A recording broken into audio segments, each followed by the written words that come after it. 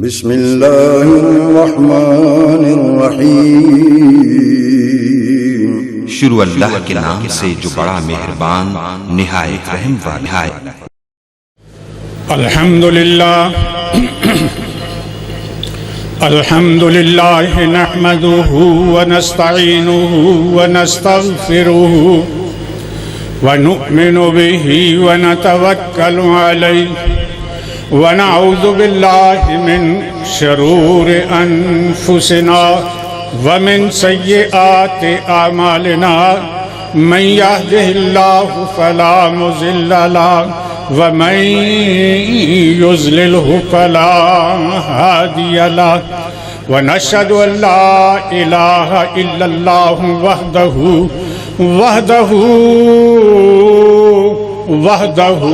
لا شريك له ونشهد ان محمدا عبده ورسوله اما بعد فان خير الحديث كتاب الله وخير الهدي هدي محمد صلى الله عليه وسلم وشر الأمور محدثاتها وكل محدثة بدعة وكل بدعة ضلالة وكل ضلالة في النار رب اشرح لي صدري ويسر لي أمري واحلل عقدة من لساني يفقهوا قولي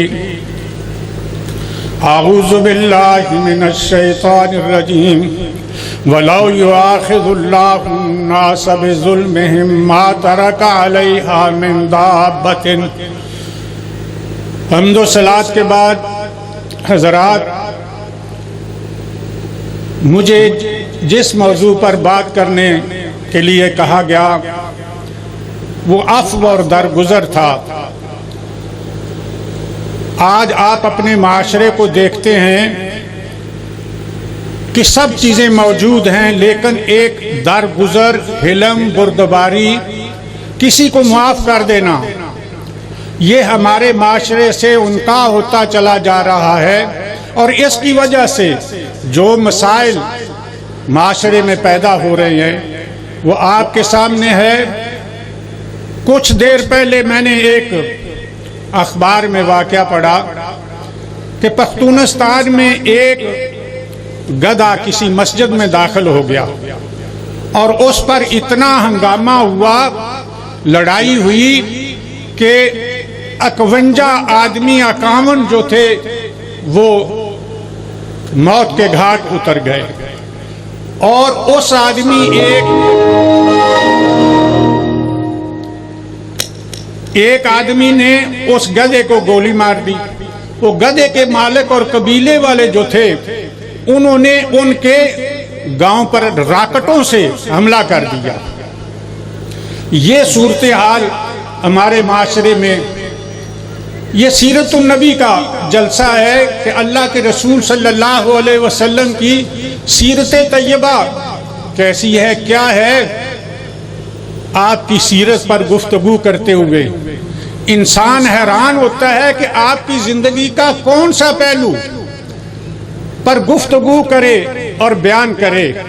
آپ کی ذات گرامی ایک چاند کی کرنوں اور سورج کی کرنوں سے زیادہ ان کی زندگی کے پہلو ہیں، اور زبان ہکلاتی ہے کہ کیا بات کی جائے۔ اور خاص کر آپ لوگوں کے سامنے جو اس گاؤں کے لوگ ہیں جہاں علماء، مشائخ اور ان کی باتیں سن سن کر عام لوگ بھی بہت بڑے عالم بن گئے ہیں، وہاں یہ بات کرتے ہوئے ایک ہچکچا رہا ہوں۔ لیکن رسول اللہ صلی اللہ علیہ وسلم کی سیرت طیبہ پر بات کرنا اپنی سعادت سمجھتا ہوں۔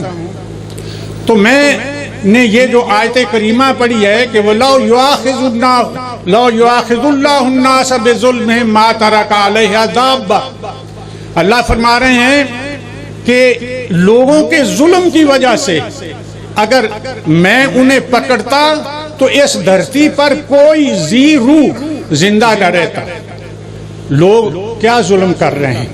اللہ رب العالمین کہ احکامات کی بغاوت، اللہ کے رسول صلی اللہ علیہ وسلم کی بغاوت اس طرح ہے اس وقت ہمارے ہاں کہ اللہ اگر ساری دنیا کو تیس نیس کر دے تو میرے بھائیوں، جہاں عفو اور درگزر نہیں، حلم اور بردباری نہیں، یاد رکھیے اس معاشرے میں حیوانیت پیدا ہوتی ہے۔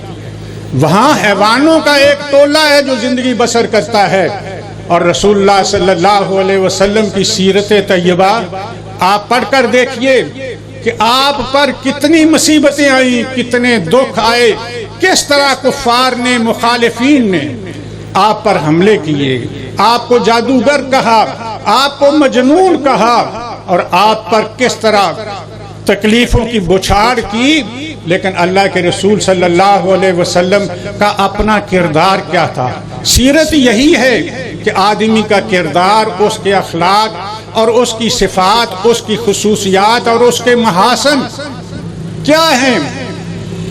تمام انبیاء، سیدہ عائشہ رضی اللہ تعالیٰ عنہ سے پوچھا تھا کسی نے کہ رسول اللہ صلی اللہ علیہ وسلم کے اخلاق کیسے ہیں، ان کا اٹھنا بیٹھنا، بولنا، تعلقات، ملنا جلنا، یہ ساری جو عادتیں انسان کے اندر فطری طور پر پیدا ہوتی ہیں وہ اخلاق ہیں انسان کے، تو آپ کے اخلاق کیسے تھے؟ تو انہوں نے بالکل ایک جملہ مختصر سا بولا کہ کانا خلقہ القرآن، کہ آپ کے اخلاق قرآن ہے۔ قرآن جتنے انبیاء کی صفات اور خصوصیات بیان کرتا ہے، سارے انبیاء جو اس دنیا میں آئے 1,24,000 کم و بیش، ان میں جتنے محاسن تھے، ان کی جتنی صفات تھیں، وہ ساری سمٹ کر رسول اللہ صلی اللہ علیہ وسلم کی ذات گرامی میں پیدا ہوئی۔ اب بات میں عرض کر رہا تھا کہ کون سا پہلو عرض کیا سے شکارے مار کہ آفتاب کروں، میں کس کو ترک کروں اور کس کو اختیار کروں؟ تو عفو اور درگزر کی ہم بات کر رہے تھے۔ اللہ رب العالمین تاکیداً قرآن میں فرماتے ہیں انی لغفار لمن تاب وآمن وعمل عملا صالحا ثم اهتدى، اعتماد کے ساتھ، یقین کے ساتھ کہ لوگوں انی لغفار ہوں، میں بہت ہی بخشنے والا ہوں، معاف کرنے والا ہوں۔ اور یہ غفار کا لفظ قرآن مجید میں 5-6 مرتبہ، اور غفور کا لفظ قرآن مجید میں کوئی 70-75 مرتبہ آیا ہے۔ غافر کا لفظ جو ہے قرآن میں 1 مرتبہ اللہ رب العالمین نے بولا، جس کا مطلب ہی یہ ہے کہ میں درگزر کر رہا ہوں، اگر تمہاری کرتوتوں کو دیکھتا تو اس سے تو میں ساری دنیا کو تباہ کر دیتا۔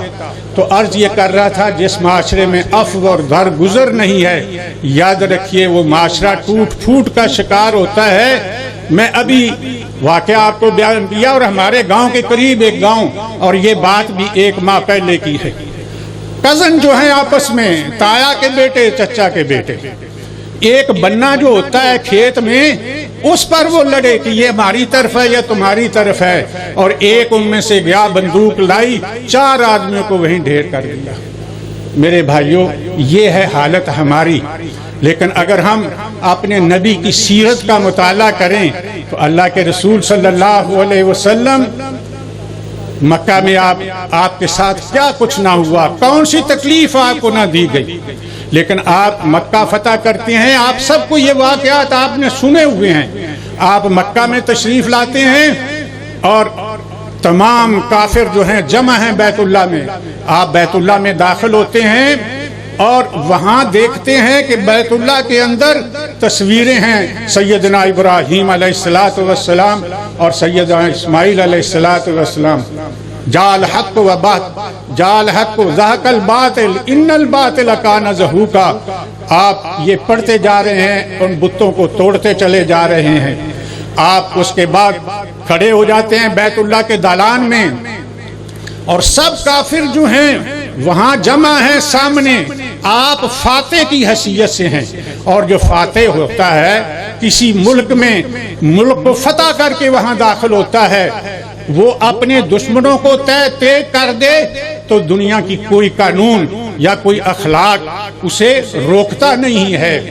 رسول اللہ صلی اللہ علیہ وسلم کے سامنے اپنی زندگی کے اپنے ساتھیوں کی زندگی کے سارے حالات آپ کی نظر سے گزر رہے ہیں اور سامنے چل رہے ہیں کہ یہ وہ جگہ ہے جہاں حضرت سمیہ اور حضرت یاسر کو یہ کھجور اس کے پاس شہید کر دیا گیا، اور ان کے جو بیٹے ہیں وہ عمار وہ اس کے شاہد ہیں، اور یہ ہیں وہ گلیاں جہاں مجھ پر گند پھینکا گیا، میرے گھر کے سامنے کانٹے پھینکے گئے، میرے گھر کے اندر ہانڈیاں پکتی تھیں جس میں گند پھینک دیا جاتا تھا، اور یہ ہے وہ بازار جس میں میرے پیچھے لوگ لگا دیے جاتے تھے، یہ ہے بیت اللہ جس میں میں کھڑا ہوں، سجدے میں میرے اوپر یہ اوجریاں رکھ دی جاتی تھیں، یہ ساری باتیں آپ کے ذہن میں ایسے چل رہی تھیں، اور آپ کے پاس حضرت بلال کھڑے ہوئے ہیں اور ابھی ان کی پیٹھ پر ان تکلیفوں کے زخموں کے نشانات موجود ہیں، یہ خباب بن ارت ہے۔ تو میں عرض یہ کر رہا تھا کہ یہ سب آپ کے سامنے تھا، ان کے آپ یہ دیکھ رہے تھے، لیکن آپ ان سے پوچھتے ہیں کہ بتاؤ میں تمہارے ساتھ کیا سلوک کرنے والا ہوں؟ آپ اخن کریم وابن اخن کریم، آپ بہت کریم بھائی ہیں، کریم بھائی کے بیٹے ہیں، تو آپ کیا فرماتے ہیں؟ جاؤ، جو میں نے یوسف علیہ السلام نے اپنے بھائیوں سے کہا تھا کہ اذهبوا لا تثریب علیکم اليوم، جاؤ تم پر کوئی قدغن نہیں، میں تم سے کوئی بدلہ نہیں لیتا۔ یہ ہیں وہ محمد الرسول اللہ جن کی سیرت آج ہم یہاں بیان ہوگی اور جن کا یہ کردار تھا۔ ایک بات نہیں آپ کی زندگی کی، سب سے زیادہ آدمی کو غصہ اس وقت آتا ہے جب اس کی ذات یا اس کے گھر، اس کی بیٹی، اس کی بیوی، ان پر تہمتیں لگیں اور ان پر الزامات لگیں۔ آپ سب کو پتہ ہے سیدہ عائشہ رضی اللہ تعالی عنہا، ان پر تہمت لگی، راس المنافقین، مدینہ منورہ میں ایک افراتفری، مدینہ میں ہر جگہ، ہر چوک، ہر بات ہو رہی ہے کہ سیدہ عائشہ قافلے سے پیچھے کیوں رہ گئی ہیں۔ یہ آپ کے حرم پر ایک حملہ، لیکن جب اللہ نے آیات نازل کر دی، بریت کر دی سیدہ عائشہ رضی اللہ تعالیٰ عنہ، تو آپ نے وہ راس المنافقین اس سے بدلہ نہیں لیا، عبداللہ بن ابی سے بدلہ نہیں لیا۔ یہ آپ کی عزت پر حملہ یہ نہیں، جب کسی کی بیٹی پر کوئی حملہ ہوتا ہے، اس پر کوئی تہمت لگاتا ہے، تو سیدہ زینب رضی اللہ، یہ حبار بالاسود کون ہے؟ تاریخ میں جو مورخین نے لکھا کہ حبار بن اسود وہ شخص ہے کہ سیدہ زینب رضی اللہ تعالی عنہا اپنے خامند ابو العاص کے ساتھ جا رہی تھی، تو اس نے کچھ بدماشوں کو اکٹھا کر کے ان کو تنگ کیا، یہاں تک کہ ان کو ایک نیزہ مارا، اس نیزے کی وجہ سے وہ گر گئیں، وہ حاملہ تھیں، حمل بھی، اور اسی سے ان کی موت ہوئی۔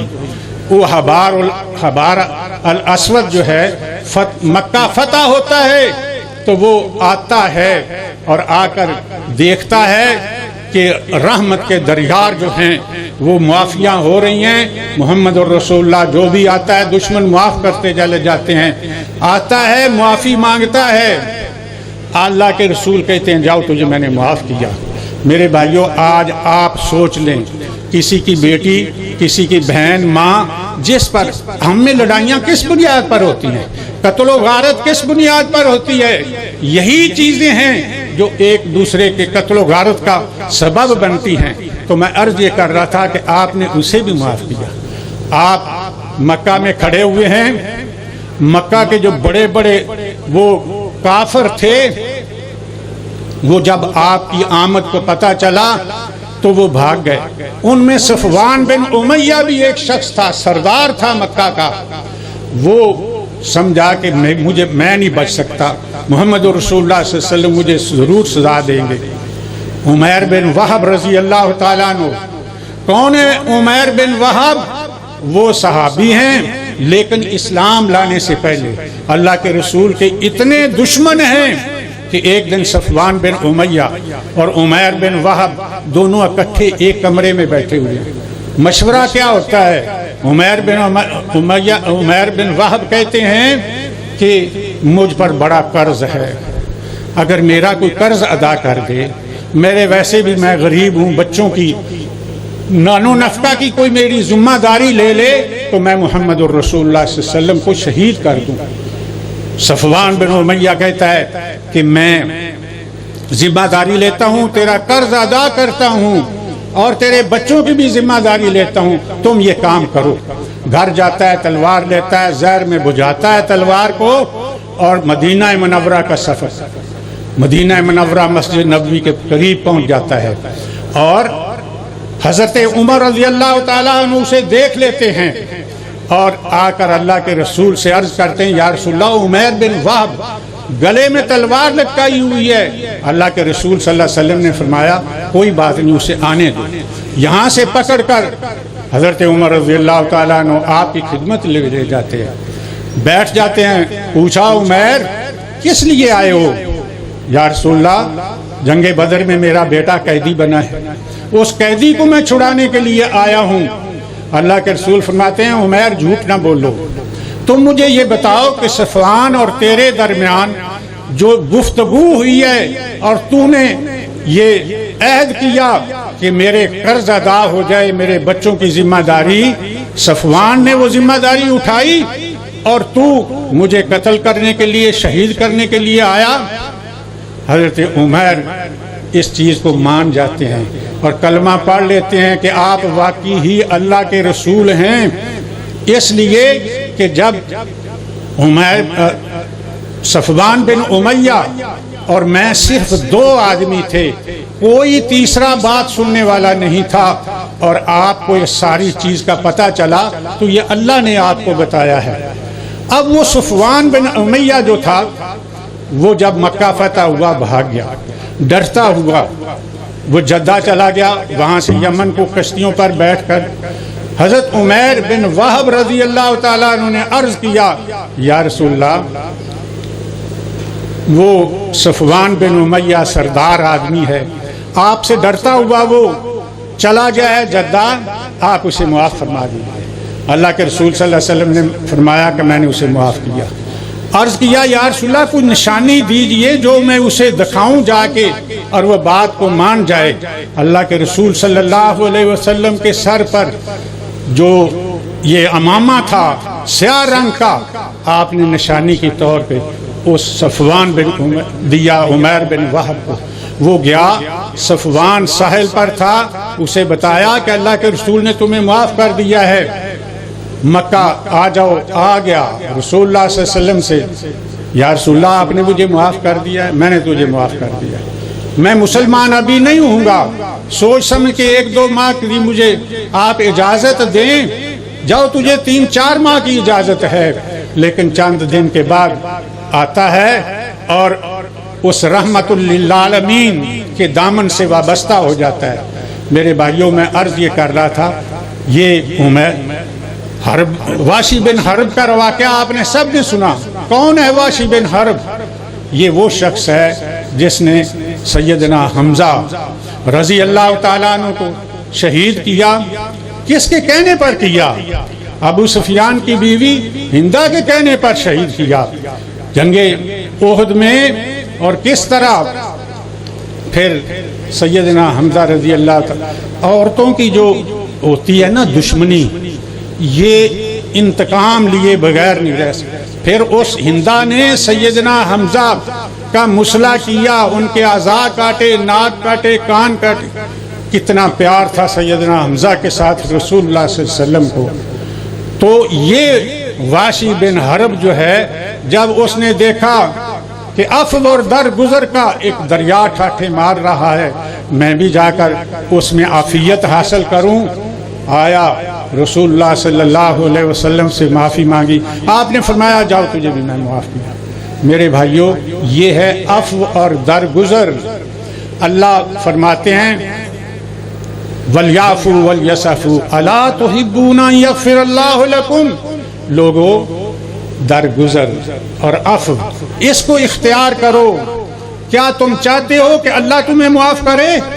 جب تم چاہتے ہو کہ اللہ تمہیں معاف کرے تو تم لوگوں کو معاف کر دیا کرو. اپنے دلوں میں کدورت اور یہ لڑائی اور جھگڑے، ہماری حالت معاشرے کی کیا ہے. سکے بھائی کئی ماہ تک نہیں بولتے. میں نے ایک حدیث میں پڑھا، اللہ کے رسول نے فرمایا کہ جو شخص 1 سال تک آپس میں نہیں بولتا، کسی کو بلاتا نہیں، وہ ایسے ہے جیسے اس نے قتل کر دیا. یہ حدیث مشہور ہے. لا یحل، کسی آدمی کے لیے حلال نہیں کہ وہ 3 دن سے زیادہ کسی اپنے بہن بھائی کو چھوڑے رکھے اور اس سے گفتگو نہ کرے. اس کے اعمال آپ کو پتہ ہے، پیر اور جمعرات کو اللہ کی بارگاہ میں پیش دی، اسے واپس لوٹا دیا جاتا ہے. تو میں عرض یہ کر رہا تھا کہ یہ ہندا جس کے اندر یہ انتقام تھا، وہ بھی آئی رسول اللہ صلی اللہ علیہ وسلم کے دربار میں، کپڑے سے اپنا چہرہ ڈھانپا ہوا ہے کہ میں پہچانی نہ جاؤں. بیٹھ جاتی ہے، اللہ کے رسول سے بڑی شوخی کرتی ہے، عجیب طرح کے سوالات کرتی ہے. اللہ کے رسول آپ بتائیے آپ کیا دین پیش کرتے ہیں لوگوں کو. اللہ کے رسول صلی اللہ علیہ وسلم نے فرمایا اللہ اور اس کے رسول پر ایمان لانا. اور آپ جب عورتوں سے بیعت لیتے ہیں تو ان سے کس بات پر بیعت لیتے ہیں؟ اللہ کے رسول صلی اللہ علیہ وسلم نے فرمایا کہ عورتوں سے میں بیعت لیتا ہوں کہ وہ چوری نہیں کریں گی، کسی پر تہمت نہیں لگائیں گی. یکدم بولی کہ میں تو چوری کرتی ہوں اپنے خامد ابو سفیان کی، میں تو اس کے پیسے اٹھا لے. آپ نے فرمایا کہ جتنی ضرورت ہے گھر کی بچوں کے لیے اتنی لے سکتے ہو، زیادہ خامد کی اجازت کے بغیر تم پیسے نہیں لے سکتی. فرمایا اور کیا ہے اگر میں بیعت کروں؟ آپ نے فرمایا چوری نہیں کرنی، کسی پہ تہمت نہیں لگانی. تو اس کے بعد بیعت کی اور اسے بھی معاف کر دیا. یہ کون ہے ہندا؟ یہ وہ ہے جس نے سیدنا حمزہ رضی اللہ تعالیٰ عنہ کا مصلح کیا. اتنا انتقام، اتنی دشمنی کہ آپ کے اعضاء کو کاٹا. تو میرے بھائیوں میں یہ عرض کر رہا تھا کہ یہ عفو اور درگزر اگر معاشرے سے اٹھ جائے، ہم کسی کو معاف کرنے کے لیے تیار نہ ہوں، وہ معاشرہ حیوانوں کا معاشرہ بن جاتا ہے، حیوانیت بن جاتی ہے وہاں. یہ عفو اور درگزر ہی ایک ایسا اللہ کے رسول صلی اللہ علیہ وسلم کی زندگی کا وہ کردار ہے، آپ کا وہ وصف ہے کہ دشمن جتنے بھی تھے آپ ان کو معاف کرتے چلے گئے. سمامہ بن اسال کا واقعہ آپ نے پڑھا سنا. کون ہے سمامہ بن اسال؟ نجد کا بادشاہ ہے، بڑی فوجیں ہیں. عمرہ کرنے کے لیے یہ کافر بھی عمرہ کرتے تھے، حج بھی کرتے تھے، اپنے انداز میں کرتے تھے. عمرہ کرنے کے لیے آیا، رات کے وقت اپنے آدمیوں کے ساتھ مدینہ منورہ کے پاس سے گزر رہا تھا. اللہ کے رسول صلی اللہ علیہ وسلم نے مدینہ منورہ کی حفاظت کے لیے باقاعدہ ٹیمیں تشکیل دی ہوئی تھیں جو پہرا دیتی تھیں، جیسے پرانے زمانے میں ہمارے دیہاتوں میں بھی ہوتا تھا کہ دیہاتوں کی حفاظت کے لیے پہرا ہوتا تھا، نوجوان باری باری. تو اس طرح مدینہ منورہ کا بھی پہرا تھا. رات جب گزرنے لگے تو لوگوں نے سمامہ بن اسال کو پکڑ لیا اور لا کر مسجد نبوی میں ایک ستون کے ساتھ باندھ دیا. رسول اللہ صلی اللہ علیہ وسلم صبح تشریف لائے. صبح کی نماز کے وقت دیکھا کہ یہ تو نجد کا بادشاہ سمامہ بن اسال ہے، یہ یہاں بندھا ہوا. آپ اس کے پاس جاتے ہیں. سب سے پہلے آپ یہ حکم دیتے ہیں کہ اس کے لیے کھانا پینا میرے اپنے گھر سے آئے گا. اور پھر سمامہ بن اسال کے پاس جاتے ہیں اور ان سے پوچھتے ہیں سمامہ آپ کا کیا حال ہے؟ وہ کہتا ہے یا رسول اللہ میں ٹھیک ہوں. اور ساتھ ہی خود کہنے لگا کہ اے اللہ کے رسول، میں نے آپ کے بڑے ساتھیوں کو شہید کیا ہے. اگر آپ مجھ سے بدلہ لینا چاہتے ہیں تو آپ بدلہ لے سکتے ہیں، لیکن اگر آپ پیسے چاہتے ہیں تو جتنی مرضی دولت آپ فرمائیں آپ کو وہ پیسے دے دیے جائیں گے. اور اگر آپ مجھے معاف کر دیں تو میں اس بات کو بھولوں گا نہیں۔ ایک دن گزر جاتا ہے، دوسرے دن اللہ کے رسول صلی اللہ علیہ وسلم پھر تشریف لاتے ہیں، کھانا گھر سے آ رہا ہے، دودھ گھر سے آ رہا ہے، پھر یہی سوال کرتے ہیں کہ سمامہ میں آپ کا کیا حال ہے، میں آپ کے ساتھ کیا سلوک کرنے والا ہوں؟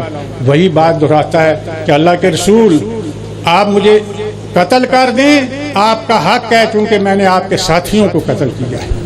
پیسے لینا چاہیں تو جتنے مرضی پیسے لے لیں، اگر آپ مجھے چھوڑ دیں تو میں اس حسن سلوک کو بھولوں گا نہیں۔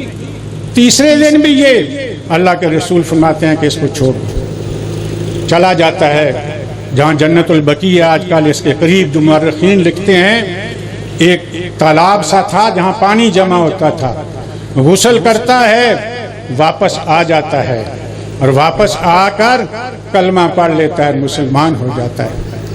اللہ کے رسول فرماتے ہیں تم عمرہ کے لیے جا رہے ہو، اب ہمارے طریقے کے مطابق عمرہ کرنا، میں آپ کے ساتھ اپنے آدمی بھیجتا ہوں۔ آپ نے آدمی بھیجے، وہاں جا کر عمرہ کیا، وہاں اونچی آواز میں تکبیریں کہیں، اللہ اکبر اللہ اکبر، لا الہ الا اللہ واللہ اکبر اللہ اکبر وللہ الحمد۔ جس دل کے اندر ایمان داخل ہو جاتا ہے، خوف نکل جاتا ہے، ایمان کے سامنے خوف دور ہو جاتا ہے۔ لوگوں نے سنا کہ یہ شخص کون ہے، یہ تکبیریں پڑھنے والا، پل پڑے اس پر، کسی نے پہچان لیا، وہ لوگوں یہ تو امام بن اسال ہے، نجد کا بادشاہ ہے، اور اسی کے ملک سے تمہارے لیے مکہ میں گندم آتی ہے، اگر اسے کوئی گزند پہنچائی تو یہ اپنا سارا گندم بند کر دے گا۔ چلے گئے، جا کر حکم دیا لوگوں کو کہ مکہ میں گندم کا ایک دانہ بھی نہیں جائے گا۔ بھوک پیاس، خط لکھتا ہے ابو سفیان اللہ کے رسول صلی اللہ علیہ وسلم کو، آپ صلہ رحمی کا درس دیتے ہیں کہ اپنے رشتہ داروں کے ساتھ، اپنے کنبے والوں کے ساتھ اچھا سلوک ہونا چاہیے، ان کا زیادہ حق ہے۔ تو آپ نے ہمارے کچھ لوگ تو جنگ بدر میں مار دیے، اب باقیوں کو آپ بھوک سے مارنا چاہتے ہیں، تو یہ سمامہ بن اسال کو آپ حکم دیں کہ وہ ہمیں گندم بھیجے۔ اللہ کے رسول صلی اللہ علیہ وسلم نے حکم دیا اور سمامہ بن اسال جو ہے اس نے وہ گندم جاری کی۔ میرے بھائیوں، یہ وہ لوگ تھے کہ جن سے ایک ایک بدلہ اللہ کے رسول لے سکتے تھے۔ ان الملوک اذا دخلوا، جب کوئی بادشاہ کسی ملک میں داخل ہوتا ہے، افسدوها، وہاں وہ فساد، وہ بادشاہ حاکم ہوتا ہے، تیز کر دیتا ہے دشمنوں کو۔ لیکن اللہ کے رسول صلی اللہ علیہ وسلم کی سیرت جو سب سے بڑی ہے، جس کا ہمیں مطالعہ کرنا چاہیے، وہ یہ ہے کہ ہمارے اندر عفو اور درگزر پیدا ہو۔ ہم بھی اپنے بھائیوں کو، کہاں جھگڑے نہیں ہوتے گھروں میں، دوستوں میں، محفلوں میں، چھوٹی چھوٹی بات پر، لیکن اپنے غضب پر، اپنے غصے پر قابو پانا۔ اللہ کے رسول کا فرمان ہے لیس الشدید بالسرعہ، پہلوان وہ نہیں ہے جو مد مقابل کو گرا دے، بلکہ پہلوان وہ ہے کہ جب غصہ آئے اپنے غصے کو قابو میں کر لے۔ تو میرے بھائیوں، کوئی ایک واقعہ ہے، آپ کی سیرت، آپ کی زندگی بھری پڑی ہے ایسی باتوں سے کہ آپ کے اندر سب سے زیادہ عفو و درگزر، کن کن لوگوں کو آپ نے معاف کیا؟ کیا وہ معافی کے قابل تھے؟ آج تو ہم معمولی بات، میں نے آپ سے عرض کیا کہ ایک چھوٹا سا بات ہے، یہ بننا، اس کو ادھر کرنا ہے، اتنا غصہ کہ 4 آدمیوں کو قتل کر دیا گیا۔ وہ 4 قتل ہو گئے، خود جیل میں چلا گیا، ساری زندگی وہاں مصیبتیں اور دکھ، اور آخر انجام کیا ہوتا ہے؟ مالک بن عوف، یہ حوازن اور ثقیف قبیلے کے بادشاہ ہیں۔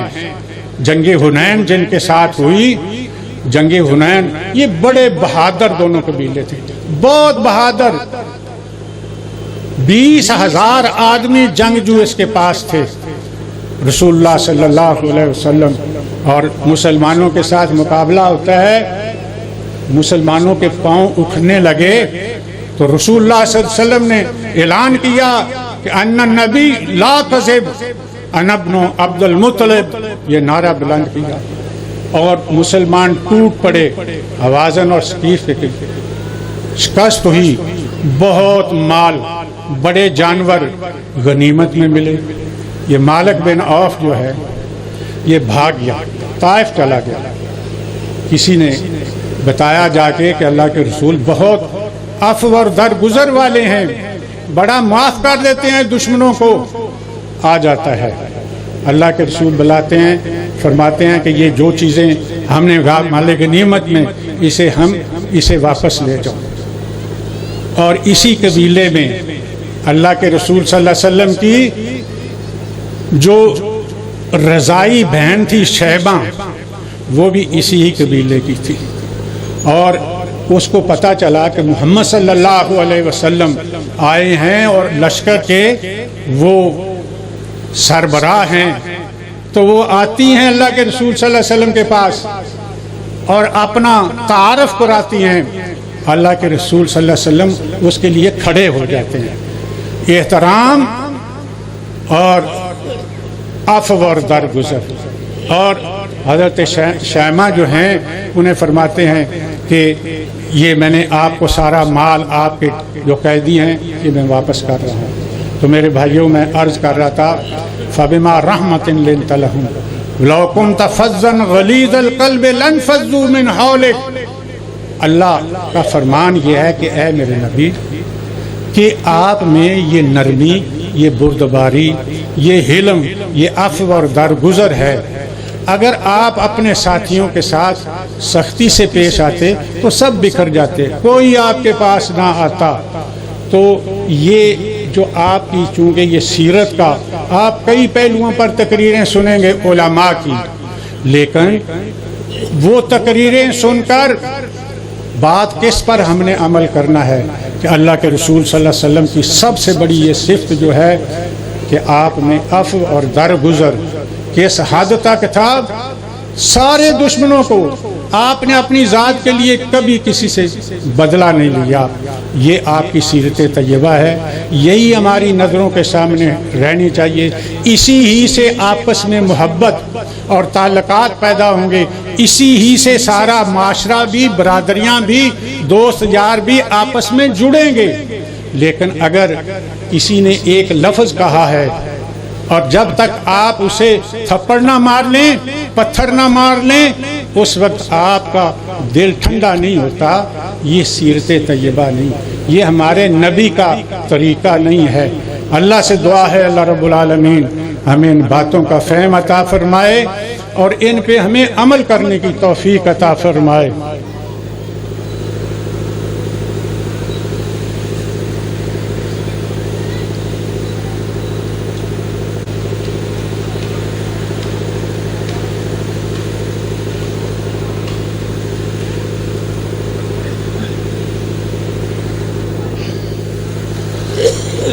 الحمدللہ رب العالمین حمدن کثیرن طیبن مبارکن۔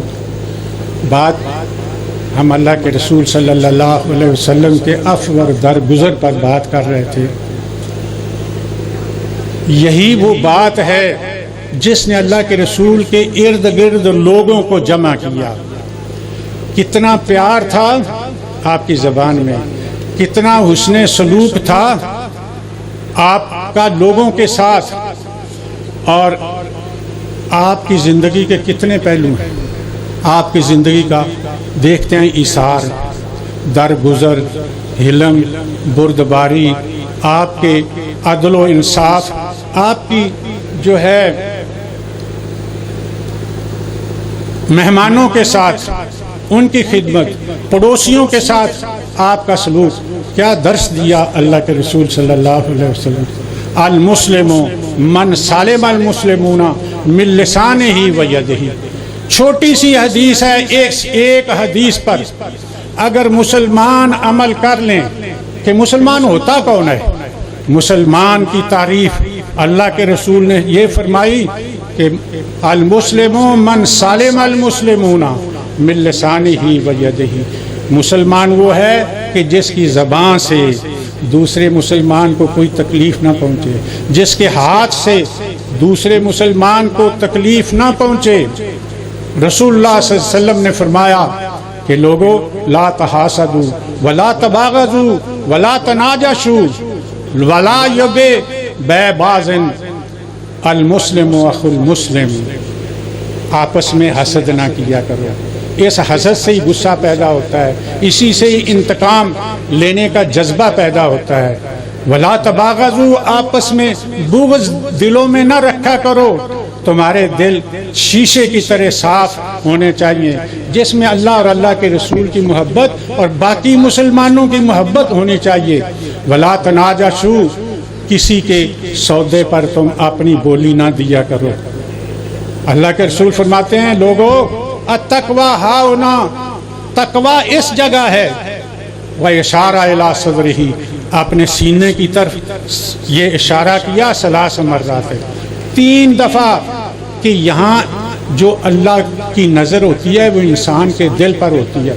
ان اللہ لا ينظر الی صورکم ولا الی اجسامکم ولکن ينظر الی قلوبکم، لوگوں اللہ تمہاری صورتیں نہیں دیکھتا کہ یہ خوبصورت ہے، یہ کالا ہے، یہ گورا ہے، یہ بڑا ہے، یہ چھوٹا ہے، ساری اس کی مخلوق ہے، اسی نے پیدا کیا ہے۔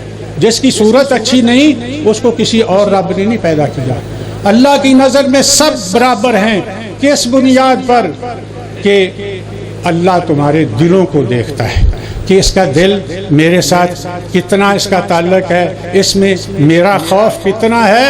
ان اللہ لا ينظر الی صورکم ولا الی اجسامکم ولا الی انسابکم، تمہارے حسب نسب کو بھی نہیں دیکھتا اللہ۔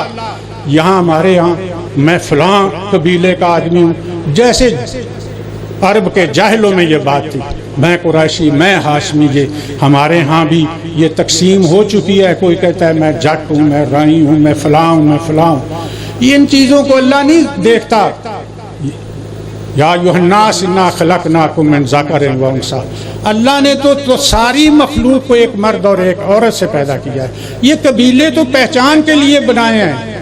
تو میں عرض یہ کر رہا تھا کہ اللہ کے رسول کا یہ حکم کہ ایک مسلمان کی تباہی کے لیے بحسب امرئ، ایک مسلمان کی اللہ کے ہاں بربادی کے لیے اتنا ہی کافی ہے کہ ان یحقر اخاہ المسلم، کہ وہ اپنے مسلمان بھائی کو حقیر جانے، اپنے کو بڑا سمجھ رہا ہے، دوسرے مسلمان کو حقیر سمجھ رہا ہے۔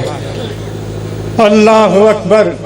فرمایا کہ ایک مسلمان کی اس کا دمہ و عرضہ و مالہ حرام، ایک مسلمان کی عزت، اس کا خون، اس کا مال دوسرے مسلمان پر حرام ہے۔ کیا ہم ان باتوں پر عمل کرتے ہیں؟ کیا ہمارے ذہن میں یہ باتیں رہتی ہیں؟ ہم تو دوسروں کے مال لوٹنے پہ فخر محسوس کرتے ہیں، دوسروں کو تکلیف دے کر ہم اپنا تکبر اور اپنی چدراہٹ اس کو بکھیرتے ہیں۔ تو میرے بھائیوں، یہ چند باتیں میں نے عرض کی ہیں، بہت ڈرتے ہوئے میری زبان ہکلا رہی تھی کہ علماء بیٹھے ہوئے ہیں، بڑے بڑے علماء کو سننے والے یہ بیٹھے ہوئے ہیں۔ تو اللہ سے دعا ہے کہ جو کہا ہے، جو آپ نے سنا ہے، اللہ اس پر ہمیں عمل کی توفیق عطا فرمائے۔ وآخر دعوانا ان الحمدللہ الحمدللہ الحمدللہ نحمدہ ونستعینہ ونستغفرہ ونؤمن بہ ونتوکل علیہ ونعوذ باللہ من شرور انفسنا ومن سیئات اعمالنا من یهده اللہ فلا مضل له ومن یضللہ فلا ہادی له ونشهد ان لا الہ الا اللہ وحدہ لا شریک له ونشهد ان محمدا عبدہ ورسولہ ان اللہ وملائکتہ یصلون علی النبی یا ایھا الذین آمنوا صلوا علیہ وسلموا تسلیما اللہم صل علی محمد وعلی آل محمد کما صلیت علی ابراہیم وعلی آل ابراہیم انکا حمید مجید ارسلہ بالحق بشیرا ونذیرا وداعیا الی اللہ باذنہ وسراجا منیرا ان اللہ یأمر بالعدل والإحسان وإیتاء ذی القربى وینہی عن الفحشاء والمنکر والبغی یعظکم لعلکم تذکرون سبحان ربک رب العزة عما یصفون وسلام علی المرسلین والحمد للہ رب العالمین.